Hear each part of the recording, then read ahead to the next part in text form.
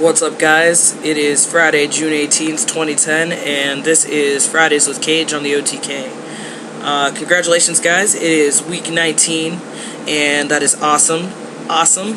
We have a lot of subscribers. That's great. I'd like to see the numbers go up, and it can only go up from here. I am not upset at all. Also, I want to do a quick shout out to Evan.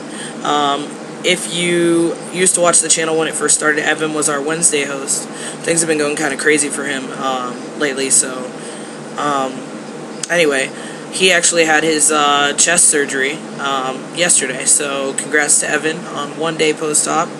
And also Danny from the channel, who is on Wednesdays. I'm sorry, Evan was our Monday host. Danny, who is our host on Wednesdays, he just took his first shot of tea today. I got to stab him in the ass. That's awesome. So congrats to Danny and Evan. That is epic and amazing and fantastic. So that being said, moving on, week 19 topic is does your transition mentally hinder your ability to interact in public? And I guess for me the answer is pre-T, yes. Post-T, sometimes. Before I started T, I was always really kind of iffy on, going into the men's restroom.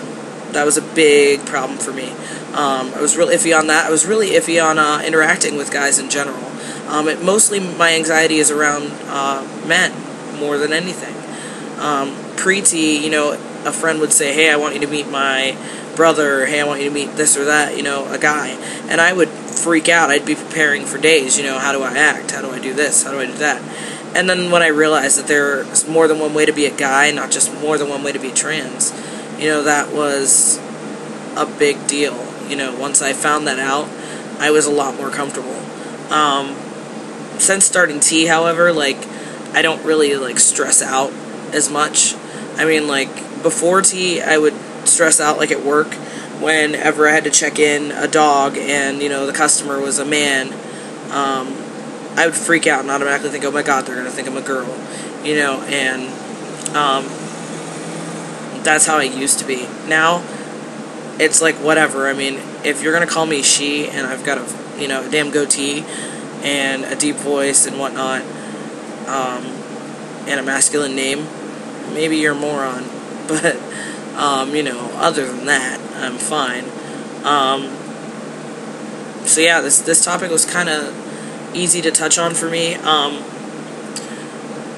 don't know, bars. I have a lot of problems socializing in bars just because I automatically think that someone is judging me.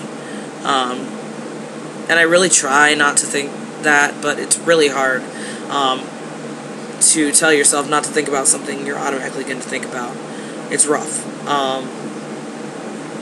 Especially rough when, most of the clientele of said bar is, part of the LGBT community and not necessarily T-friendly, And, I also have a problem with people wanting to out me in public. I have a huge problem with that. Ted actually talked about on his personal channel the whole stealth issue, and basically, to sum it up, a female entertainer, a drag queen, who is, self-identified as trans, as a trans woman, actually outed Ted to someone in the dressing room, and it really kind of bothered him. And I agree with him 100%. It's happened to me a billion times. I guess the fear of someone outing me is the absolute biggest, problem that I see for me. I absolutely can't get past the thought that someone who knows, so to speak, is going to out me. So yeah, that's really it on the topic for me. Another note, I got a new tattoo yesterday, if you can't tell, Jack Skellington, right here. It's still a little sore around my collarbone, where he touched that. That's about it. So yeah. So this week's topic is done. Next week is week 20, and week 20's topic is where do you see your transition in 1 year, 5 years, and 10 years? So that should be really interesting because everybody is at a different spot in their transition right now.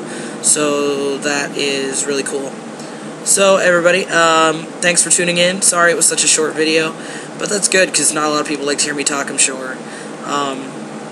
Okay guys, peace out and I'll see you next Friday.